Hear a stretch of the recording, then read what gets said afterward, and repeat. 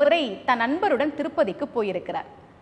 அவர்கள் வரிசையில் நின்று கொண்டிருக்கிற போது அந்த நண்பர் கையில் சூட்கேஸ் வச்சிருந்தாராம். அப்போ கிருஷ்ணன் சார் கேட்குறார், இந்த சூட்கேஸை ரூம்லேயே வச்சுட்டு வரக்கூடாதா, எதுக்கு இங்கே எடுத்துகிட்டு வந்த? அந்த நண்பர் சொன்னாரா, இதில் 5 லட்சம் பணம் இருக்குது, உண்டியலில் போடுறதுக்காக எடுத்துகிட்டு வந்திருக்கேன். 5 லட்சமா?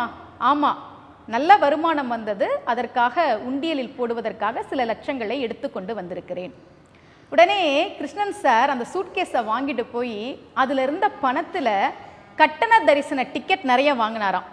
500 ரூபாய், 1000 ரூபாய், 5000 ரூபாய், 10,000 ரூபாய்னு அந்த லட்சக்கணக்கான ரூபாய்க்கும் கட்டண தரிசன டிக்கெட் வாங்கிட்டு வந்து நண்பர்கிட்ட கொடுத்து, இலவச தரிசனம்காக நின்றுட்டு இருக்காங்களே அவங்கள்ட்ட போய் கொடுன்னு சொன்னாராம்.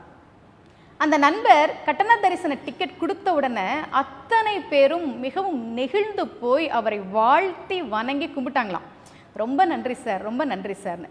அப்போ கிருஷ்ணன் சார் சொன்னாராம், நீ இந்த பணத்தை உண்டியல்ல போட்டாலும் அது கோயிலுக்கு தான் போக போகுது. இப்போ நீ டிக்கெட் வாங்கி கொடுத்த பத்தியா, இதுவும் கோயிலுக்கு தான் போக போகுது. ஆனால் நேரடியாக நீ உண்டியல்ல போய் போட்டிருந்தா இத்தனை பேரை சந்தோஷப்படுத்தின மகிழ்ச்சி உனக்கு கிடைச்சிருக்காது, இத்தனை பேரோட வாழ்த்து உனக்கு கிடைச்சிருக்காது என்று கிருஷ்ணா ஸ்வீட்ஸ் உரிமையாளர் கிருஷ்ணன் அவர்கள் தன் நண்பரிடம் சொன்னாராம். இதைத்தான் திருமூலரும் சொல்கிறார். நீங்கள் மனிதர்களுக்கு ஒன்றை செய்கிற போது அது கடவுளுக்கும் சேர்த்து செய்த புண்ணியத்தை தருகிறது. வாரியார் சுவாமிகள் தான் ஒரு முறை ரொம்ப அழகா சொன்னார், ஒரு லெட்டரை நீங்க போஸ்ட் பாக்ஸ்ல போட்டீங்கன்னா அது ஹெட் போஸ்ட் ஆஃபீஸ்க்கு போயிட்டு உரியவங்க கிட்ட போகும்.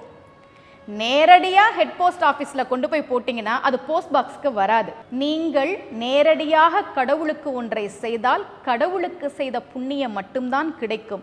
ஆனால் மனிதர்களுக்கு ஒன்றை செய்கிற போது அது கடவுளுக்கும் சேர்த்து செய்கிற புண்ணியத்தை தரும். படமாட கோவில் பகவர்க்கு ஒன்று ஈயில், நடமாட கோவில் நம்பர்க்கு ஆங்கு ஆகா, நடமாட கோவில் நம்பர்க்கு ஒன்று ஈயில், படமாட கோவில் பகவர்க்கு அதாமே என்கிற திருமூலரின் திருமந்திரம் உணர்த்துகிற இந்த பாடத்தை முடிந்தவரை நாம் எல்லோரும் நம் வாழ்வில் கடைபிடிக்க வேண்டும்.